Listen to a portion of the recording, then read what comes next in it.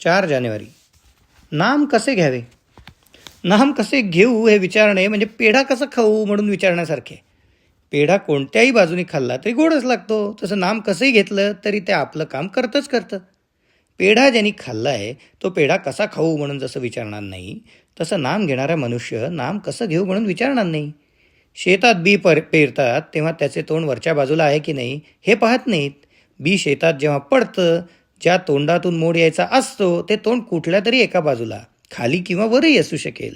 पण जेव्हा मोड बाहेर पडतो तेव्हा त्याची दिशा मुळात कोणत्याही बाजूला असली तरी तो वळण घेऊन जमिनीतूनच वर येतो. तसंच नाम कसंही घेतलं तरी घेणाऱ्याची ते योग्य दिशेने प्रगती करून त्याला योग्य मार्गावर आणून सोडील. म्हणून कसंही करून नाम घ्यावे. नाम घेताना कोणती बैठक असावी किंवा कोणते आसन घालावे हा प्रश्न म्हणजे श्वासोश्वास करताना कोणत्या तऱ्हेची बैठक असावी असं विचारण्यासारखा आहे. समजा एखाद्याला दमा झाला आहे तर तो काय करतो? तो अशा तऱ्हेने बसण्याचा किंवा पडण्याचा प्रयत्न करतो जेणेकरून श्वासोश्वास कष्टाशिवाय व्हायला मदत होईल.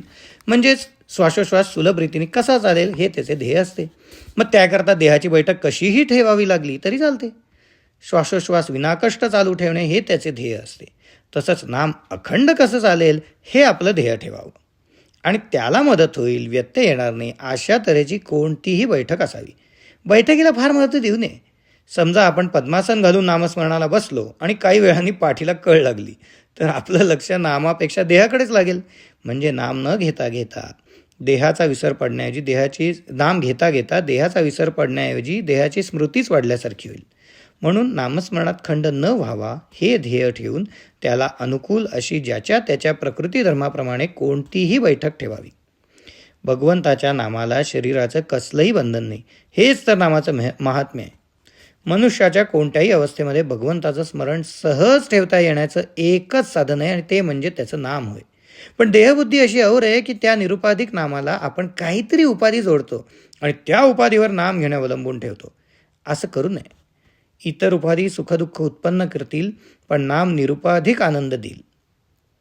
शुद्ध भावनेत आणि निष्ठेत खरे समाधान आहे. ही निष्ठा अनुसंधानाने उत्पन्न होते. 4 जानेवारी. नाम कसे घ्यावे?